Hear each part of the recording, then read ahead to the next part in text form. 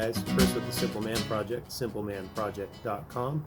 Make sure you hit the like button on this video, subscribe to our channel, and hit the bell so that you get notifications every weekend when we release our video.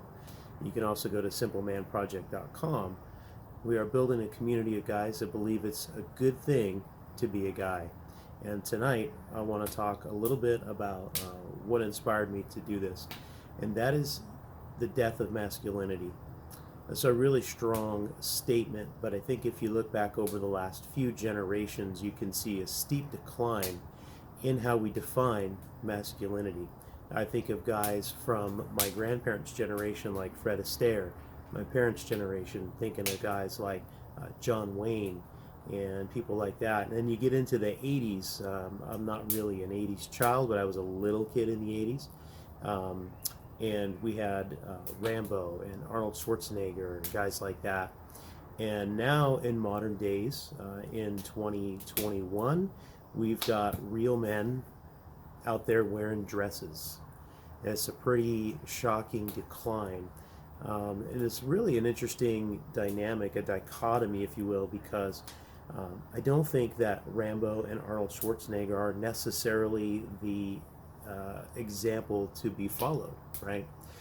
We have seen masculinity and the definition of masculinity change over the years, and it's been really fascinating to watch. Even our toys have changed. Even the superheroes on television, they have changed. When you think of early Batman and Superman characters, you see one thing, and when you see modern day superheroes, you see something completely different. So we have this dichotomy of what manhood really looks like. Does it look like what we saw in the 60s and 70s? Does it look like what we saw in the 80s and 90s? Does it look like what we see today?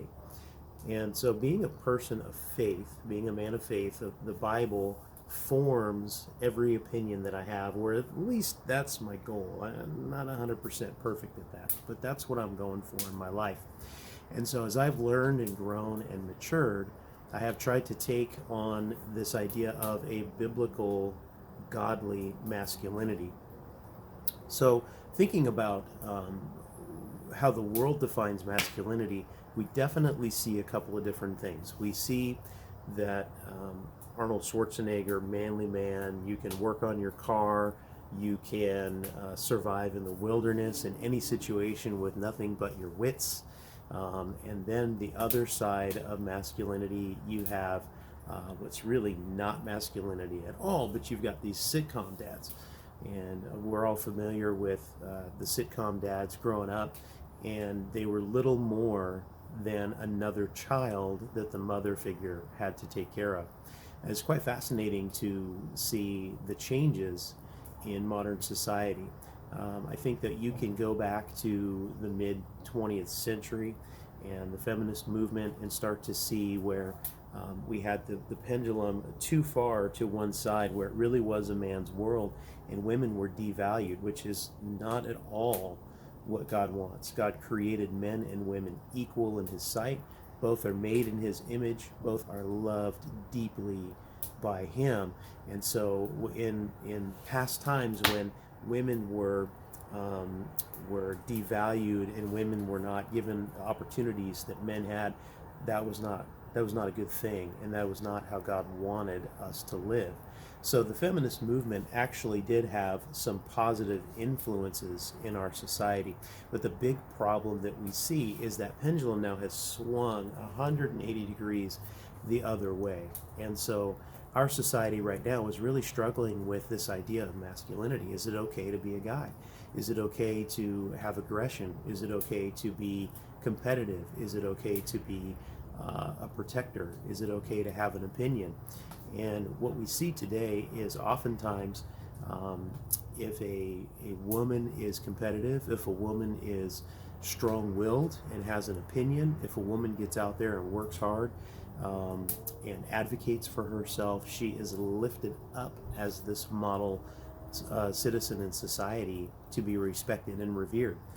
And I'm 100% in favor of that. I agree with that 100%.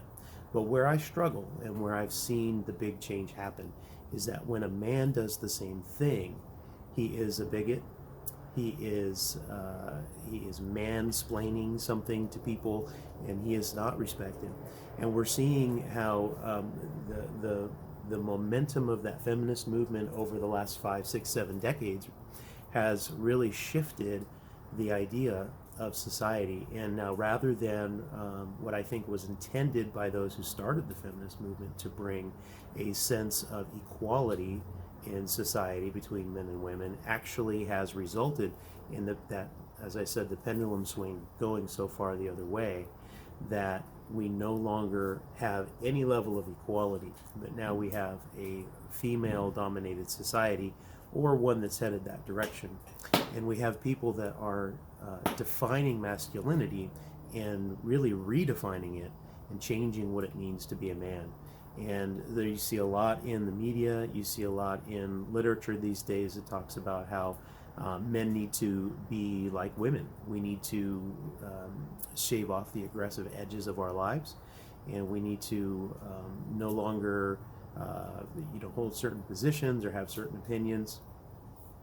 And it really is problematic, because we were designed by God for a purpose.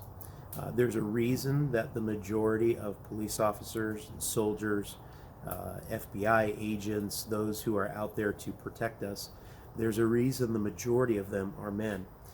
There is certainly a more protective instinct, and there is a difference in physical strength and endurance and ability between men and women. And that certainly doesn't mean that there aren't women out there very capable of being police officers and soldiers. There are plenty of women that are very capable and are called to that and do a fantastic job. But when you look at the generalities, you look at the overall statistics, you find that most men fall into those careers much more than women do.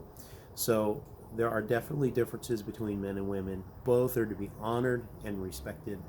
And in society today, we have seen such a push to end biblical masculinity, and it is a terrible, terrible thing. So one of the things that we're going to do on this channel, as I've said in videos before, we're going to tell you what we're for, not what we're against, and we're 100% for this idea of biblical masculinity. So we're going to be taking some time in the coming weeks looking at some historical characters and trying to see what we can learn from their example, both their successes and their failures. And we're going to see what we can learn. And we're going to push forward, and we're going to raise up a community of men who are fantastic husbands, great fathers, upstanding members of society who guard, protect, care for everyone in their communities, men, women, children, people they agree with, people they don't agree with.